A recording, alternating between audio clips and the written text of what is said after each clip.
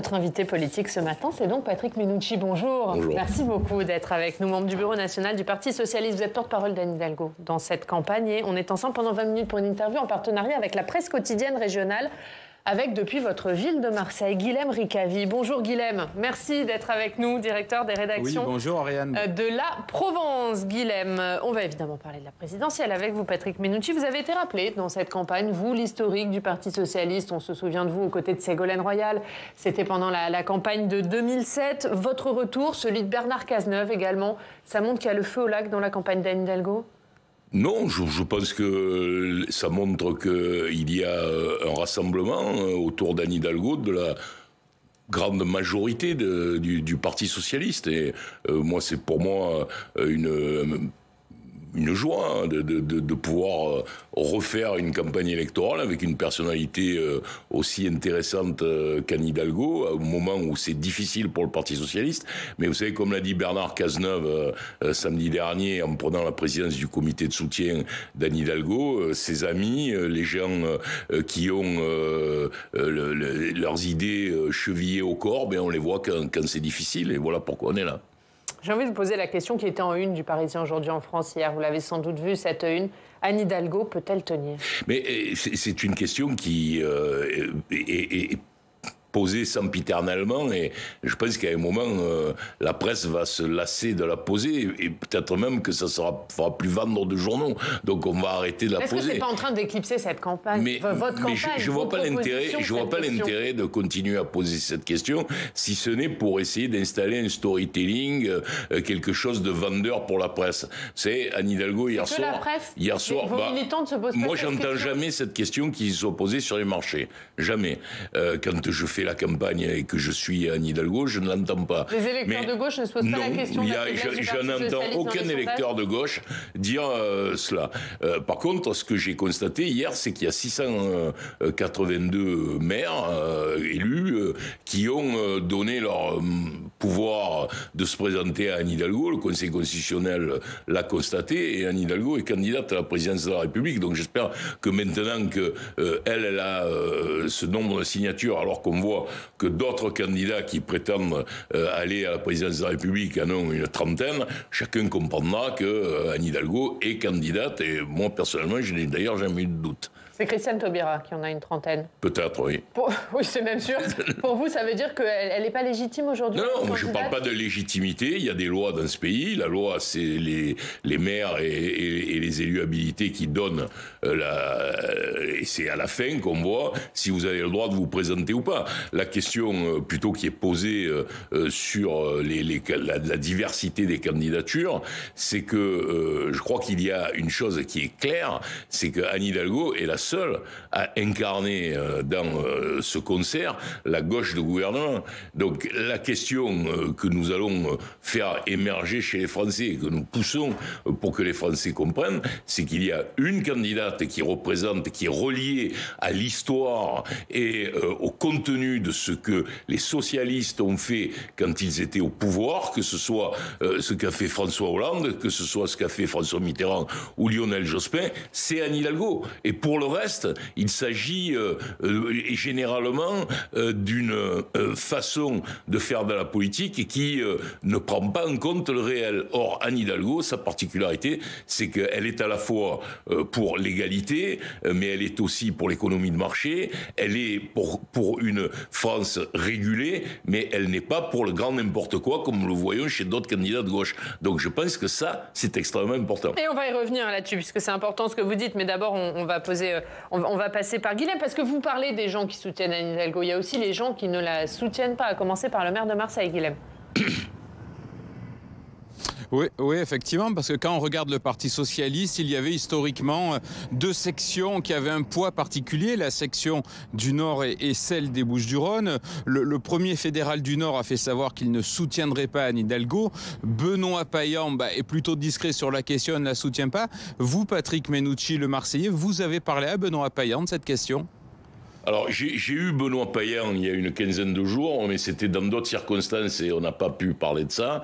Mais ce que je veux vous dire d'abord, c'est que vous n'avez toujours pas vu la signature du maire de Marseille relevée par le Conseil constitutionnel. Et je crois que vous le savez. Ça veut dire qu'il la soutiendra pas? Je ne sais pas, mais vous avez un doute sur le fait qu'il apparenne. Vous avez remarqué que je suis porte-parole d'Anne Hidalgo et non pas de Benoît Payan, même si j'ai de bonnes relations avec lui et que j'approuve parfaitement sa politique à Marseille. Non, mais vous comprenez que le signal envoyé Benoît Payan, maire de la deuxième ville de France, qui ne soutient pas Anne Hidalgo, c'est quand même un problème pour la campagne d'Anne Hidalgo. Vous avez raison, c'est un problème pour le Parti socialiste. Mais ce qui est clair, c'est que Guillaume Récavy le sait mieux que moi, c'est que la majorité municipale de Benoît Payan n'est pas une majorité municipale où le Parti socialiste est majoritaire. Donc tout le monde connaît les circonstances de l'accession du maire de Marseille au pouvoir, et donc je pense que le maire de Marseille essaye de bien faire les choses pour sa ville. Et vous savez, je crois que la personne la plus importante aujourd'hui pour Benoît Payan, c'est ce qu'il fait avec l'État et les milliards que l'État essaye de donner à Marseille pour régler la calamiteuse gestion de Jean-Claude Gaudin. Donc c'est quoi, la personne la plus importante, c'est Emmanuel Macron plus qu'Anne Hidalgo? Non, mais... Pour Benoît Payan ? Non, mais madame, nous parlons des subventions qui sont données aux écoles marseillaises. Vous pensez que la maire de Paris peut donner des subventions à Marseille? Le Parti socialiste, en tout cas. Je réponds que Benoît Payan a une problématique de maire d'une ville qui est en grande difficulté. Il a une majorité extrêmement hétéroclite, et pour lui, le problème, c'est l'État, parce que c'est l'État qui l'aide. Donc voilà, c'est ça la question de la ville de Marseille. Mais très honnêtement, ce n'est pas avec le maire de Marseille que se fait la campagne des présidentielles. Et nous attendrons de voir exactement quelle est sa position. On ne la connaît pas encore. Ah, puisqu'on a appris hier qu'il y avait des discussions qui étaient en cours entre Yannick Jadot et Christiane Taubira. Est-ce qu'il y a encore des discussions qui sont en cours aujourd'hui entre Anne Hidalgo et Christiane Taubira? Mais Anne Hidalgo n'est pas dans une situation de discuter. Elle est candidate, elle a un programme. Yannick Jadot aussi est candidat. Je voulais apporter, il est là, c'est le programme d'Anne Hidalgo. Je vous conseille de le lire, de le regarder. Il est sérieux. C'est un programme pour le pays qui englobe la totalité des problèmes de Français. Après les micmacs, si vous voulez, à la suite de la primaire populaire, et qu'est-ce que vous voulez que je commente? Les gens se rencontrent dans le secret, ils se font taper sur les doigts par Sandrine Rousseau parce qu'il n'y a que des hommes dans la réunion. J'en sais rien. Nous, ce que je peux vous dire, c'est que nous sommes en campagne électorale, que nous avons des questions politiques, et si vous voulez bien, on pourrait parler des questions de programme qui me paraissent quand même les choses les plus essentielles. On va en parler, mais quand même, c'est important aussi ces questions de candidature. Est-ce que si toutefois Yannick Jadot et Christiane Taubira s'allient, ça ne va pas poser un problème à Anne Hidalgo qui du coup va apparaître comme la diviseuse? Écoutez, nous n'en sommes pas là. J'ai entendu que l'hypothèse avait été soulignée et j'ai aussi entendu la réponse des intéressés. Il n'y a pas d'accord. Donc je veux dire... Jadot ouvre les bras à Christiane Taubira. Oui, d'accord, mais on ouvre les bras, mais les bras ont été refermés hier au cours de la conférence de presse, et la question centrale n'est pas d'ailleurs un accord des candidats, mais c'est que les électeurs se reconnaissent dans le programme. Vous croyez que en rajoutant 2 candidats, on additionne leur voix? Non. Depuis le début, la gauche est à 26-27%. Qu'il y ait 3 candidats, 4 candidats ou 5 candidats. Donc on voit bien que c'est à l'intérieur de la même famille politique que les choses se passent. Donc la question peut être réglée d'une part par l'obtention des signatures et d'autre part par la compréhension de ce que sont les programmes politiques. Et de ce point de vue, nous avons une grande confiance avec le programme d'Anne Hidalgo. Guilhem. Oui, effectivement, on parle de personnalité, de candidature à gauche. Il y a une personnalité qui semble progresser rapidement ces derniers jours, c'est celle de Fabien Roussel pour le Parti communiste. Il faut compter avec lui. Les sondages le donnent devant, peut-être même à Anne Hidalgo. Il aurait fallu l'intégrer là aussi dans une primaire pour, pourquoi pas, permettre aux électeurs socialistes de le choisir. Si vous avez raison, si nous avions eu des réponses favorables à la proposition d'Anne Hidalgo qui était d'organiser une primaire avec la gauche qui veut gouverner, la question se serait posée avec le Parti communiste. Mais les réponses ont été non. On voit bien que Fabien Roussel poursuit dans cette affaire-là une opération de maintien du Parti communiste.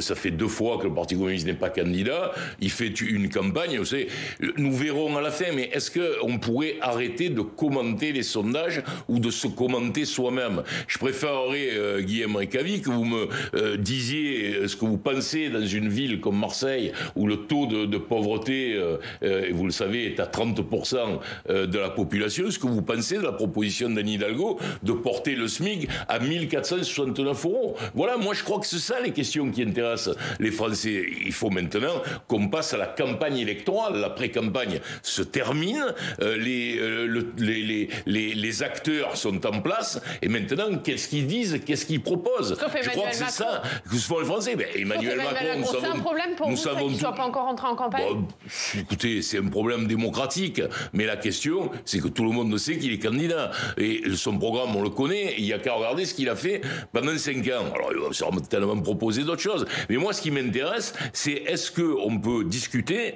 par exemple, de la question des salaires. Est-ce qu'on peut, alors qu'on vient d'entendre, j'écoutais sur vos antennes ce matin, les questions de pouvoir d'achat, et la Provence a fait un article hier là-dessus, sur les questions de pouvoir d'achat, est-ce qu'on compare les propositions des candidats, la limitation, par exemple, la proposition d'Anne Hidalgo, de limiter de 1 à 20 l'écart des salaires. Ça, c'est des vraies propositions. Mais savoir si X ou Y a les signatures ou pas, écoutez, attendons, nous verrons ce que nous dira le Conseil constitutionnel. Il y avait une proposition d'Anne Hidalgo qui s'est marquée dans la campagne, c'est le doublement du salaire des enseignants. Aujourd'hui, elle est revenue dessus. Est-ce que ça, du coup, ça n'apparaît pas comme un recul? Et aujourd'hui, quelle est la proposition forte qui marque dans la campagne d'Anne Hidalgo? Moi, je crois qu'en matière de pouvoir d'achat, je viens de vous les donner. C'est-à-dire, on passe d'un SMIC de 1268-69 € à presque 1500 €. Et ce que proposent aussi les autres candidats de gauche. Moins. Si vous avez remarqué, par exemple...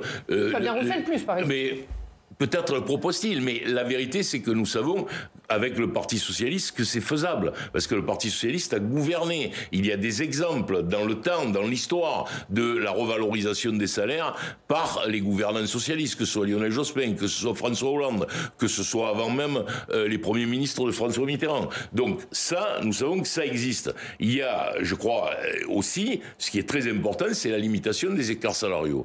Et la proposition de 1 à 20, non pas que cette limitation soit impossible, puisque quand même 1 à 20, ça fait sur une entreprise où la moyenne des salaires serait de 2000 €. On voit bien quand même que le salaire le plus important peut être à 40 000, mais je trouve que l'intérêt de cette proposition, c'est que quand le patron voudra s'augmenter, il sera obligé d'augmenter les salariés.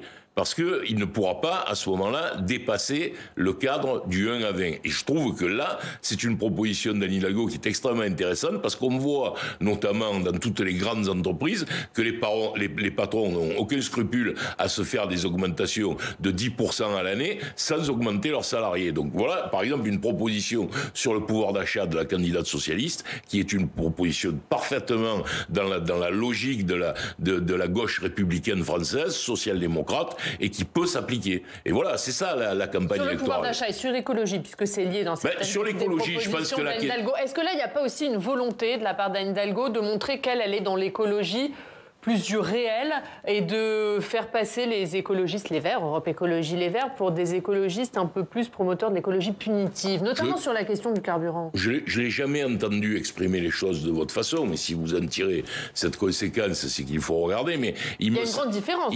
Absolument, mais c'est la différence majeure entre Anne Hidalgo et tous les autres, sauf le président de la République qui lui est au pouvoir, c'est que Anne Hidalgo, dans une ville comme Paris, qui est quand même la première ville française, a mis en place des éléments de transition écologique. Elle l'a fait.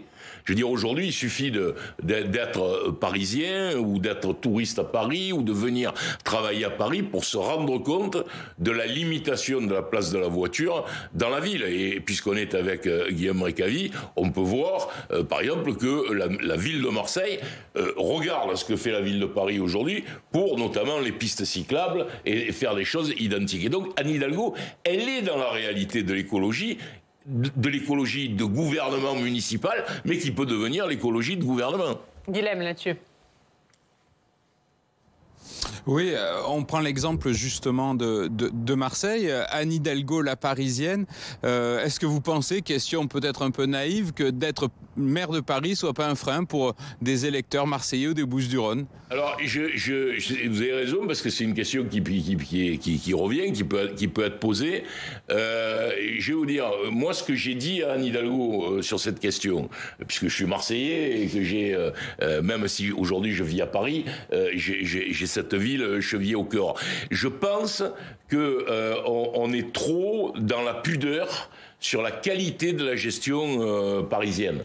Et je pense qu'on devrait, au contraire, montrer ce que la gestion parisienne a de bien par rapport à ce qu'il arrive dans d'autres villes. Je vais vous dire, moi j'ai un petit garçon de 9 ans, il allait à l'école à Marseille, je ne vais pas du tout expliquer ce qu'est l'école à Marseille, Benoît Payan et d'autres et la Provence ont très souvent retracé les difficultés des écoles à Marseille, mais quand je regarde comment l'école publique est traitée à Paris, combien il y a de salariés de la municipalité qui sont là au service des enfants, combien il y a de cantinières, mais je vais vous dire, si dans le pays entier, on avait la qualité de la gestion parisienne municipale, je crois que ça serait une bonne chose. Et pour la propreté, nous, Guillaume, qui sommes Marseillais, on peut de temps en temps sourire quand on voit ces hashtags saccage Paris, parce que moi, je vous avoue que vivant à Paris, je considère vivre dans la ville la plus propre dans laquelle je n'ai jamais vécu, et étant resté 37 ans, étant élu 37 ans au conseil municipal de Marseille. Donc je pense que cette question-là, il faut la valoriser. C'est-à-dire que ça ne doit pas être en termes au MPSG, permettez-moi, mais ça doit être en termes de qualité de gestion, et Anne Hidalgo, comme maire de Paris, a fait ses preuves. Patrick Mennucci, vous défendez Anne Hidalgo, c'est bien normal, mais est-ce qu'aujourd'hui le meilleur candidat de la gauche, c'est pas Emmanuel Macron? Non, c'est pas Emmanuel Macron le meilleur candidat de la gauche, c'est une... mais vous le faites exprès, c'est une confusion. Vous voulez dire qu'Emmanuel Macron a 45 ou 46% des électeurs de François Hollande qui votent pour lui. Mais c'est notre faute. Si c'est ça, c'est parce que les questions de la social-démocratie, de la gauche républicaine ne sont pas incarnées ou n'ont pas été incarnées suffisamment pendant les 5 dernières années. C'est ce en quoi, avec le programme dont je viens de parler d'Anne Hidalgo, nous combattons parce que c'est notre faute. C'est la faute à qui? C'est la faute à l'ensemble des socialistes ou c'est la faute à Olivier? Non, mais moi je vais pas, je répondrai comme l'a fait Bernard Cazeneuve, j'en prends ma part et chacun se reconnaîtra. Mais la question pour nous aujourd'hui, parce qu'il y a urgence, il y a 63 jours avant l'élection, c'est de montrer à ces électeurs que la question, d'abord on est dans un premier tour, on n'est pas dans un deuxième tour, et que dans un premier tour, il me paraît essentiel que la gauche républicaine, celle qui a gouverné le pays avec Mitterrand, avec Hollande, avec Jospin, soit bien représentée dans cette élection municipale. Vous nous parlez de pouvoir d'achat, c'est normal, c'est la préoccupation majeure des Français. On parle d'écologie, mais il y a aussi des questions qui inquiètent les Français. Il y a l'immigration, il y a la sécurité. Oui. Est-ce que les socialistes n'ont pas mis la poussière sous le tapis sur ces questions pendant des années, ce qui pourrait expliquer aussi aujourd'hui votre score? Alors, je pense que là, il y a des témoins marseillais. Et on va parler, moi, j'ai toujours été considéré comme quelqu'un d'extrêmement sécuritaire à Marseille. Bon, je crois pas du tout ça. Je crois que là, il y a une confusion entre la façon dont on s'exprime et le respect qu'on peut avoir pour les sans-papiers, pour les immigrés, pour les gens, les pauvres qui arrivent sur des bateaux, et le respect de la légalité républicaine. Ce sont deux choses différentes, mais en ce qui concerne Anne Hidalgo, il n'y a aucune manque dans cette affaire-là de laxisme, aucunement. Guilhem. Oui, Patrick Menucci, je vous ramène de nouveau à Marseille parce qu'on a bien vu ces derniers jours dans la cité phocéenne des élus, les Républicains, claquer la porte de leur parti pour rejoindre Emmanuel Macron. Le dernier en date, et il s'exprime d'ailleurs dans les colonnes de la Provence ce matin, c'est Lionel Royer-Perrot, maire de secteur que vous avez côtoyé, qui dit non, je ne veux pas de Valérie Pécresse, non, je ne veux pas d'une certaine façon non plus de ce que pouvait faire Martine Vassal, et donc je rejoins Emmanuel Macron. Vous l'expliquez comment cette désertion, il y a eu plusieurs cas ces derniers jours, on en annonce d'autres, cette désertion de la droite marseillaise pour rejoindre Emmanuel Macron? Je pense d'abord Lionel Royer-Perrot, il fait un grand chemin quand même, puisqu'il vient du Front National. Je crois qu'il était l'assistant parlementaire de feu la députée Yann Piat. Donc nous avons là quelqu'un qui a commencé chez les fascistes et qui finit chez Emmanuel Macron. Au fond, pour la démocratie, tant mieux. Et je dois dire que je connais Royer-Perrot. Ces dernières années, il avait complètement évolué et c'était maire d'arrondissement, puisque j'ai été en même temps que lui dans cette fonction, avec qui on pouvait parfaitement discuter. Aujourd'hui, je suis toujours en train de commenter des choses qui ne m'intéressent pas, parce que je voudrais parler de la campagne, mais je le fais parce que je dois à la Provence de répondre, puisque je continue, je rassure Guillaume à la lire tous les jours. Je pense qu'il y a l'idée chez Royer-Perrot que s'il veut un jour être candidat à la mairie de Marseille, et nous savons que c'est son objectif, il faut qu'il trouve une famille politique pour le faire. Or, la famille de droite, elle est occupée par Martine Vassal et la famille de gauche par Benoît Payan. Donc, je crois qu'il est en train de chercher l'endroit où il va pouvoir construire sa candidature. Et c'est vrai que c'est quelqu'un qui a des qualités de gestionnaire, et c'est sans doute un coup rude qui est donné à la présidente de la métropole marseillaise. Un dernier mot pour parler à vos électeurs, Patrick Menucci. Qu'est-ce que vous leur dites ce matin aux électeurs de gauche qui sont tentés par le vote d'Emmanuel Macron? Je leur dis que d'abord, il y a 2 tours dans une élection et qu'on est dans l'élection de premier tour. Et qu'il me semble que ce qui est important pour l'avenir, c'est que la gauche qu'ils aiment, celle qu'ils ont connue avec Mitterrand, avec Monroy, avec Hollande, parce que peut-être la faute qu'a fait le Parti Socialiste, parce que vous en parliez tout à l'heure, c'était d'avoir une vision du quinquennat Hollande absolument apocalyptique. Or, ce n'est pas l'avis des Français, en tout cas de ceux qui l'ont soutenu, et il y en a beaucoup. Et aujourd'hui, ils soutiennent Emmanuel Macron. Il faut leur dire que les orientations de François Hollande, notamment, elles se retrouvent chez Anne Hidalgo, elles ne se retrouvent pas chez Emmanuel Macron. Et donc voilà, c'est ça. Qui dit qu'il va s'exprimer dans les prochains jours. Oui, il va s'exprimer. Ça, c'est bien ou c'est un problème pour vous? Mais c'est bien. Cette Damoclès qui continue à faire peser au-dessus. Mais moi, je suis absolument favorable à ce que tous ceux qui, comme François Hollande ou Bernard Cazeneuve, font partie de la famille socialiste, soutiennent Anne Hidalgo. Et d'ailleurs, ce matin, j'ai écouté sur une autre chaîne Stéphane Le Foll, que j'ai trouvé extrêmement élégant dans la façon dont il s'exprimait, qui a réaffirmé ce soutien à Anne Hidalgo, même si il a des problématiques avec le Parti Socialiste. Mais je pense qu'on n'est pas en train de faire un congrès du Parti Socialiste. On est en train d'essayer de désigner le président de la République française. Il en faudra un congrès à l'issue. Il y en aura un, mais on n'est pas là. Et puis le congrès, ça intéressera les militants socialistes. Là, ça intéresse tous les Français. Et moi, je leur dis vraiment avec conviction, la personne qui est adaptée à être président de la République, c'est Anne Hidalgo. Et on a compris votre message. Merci Patrick Menucci, merci beaucoup d'avoir été avec nous.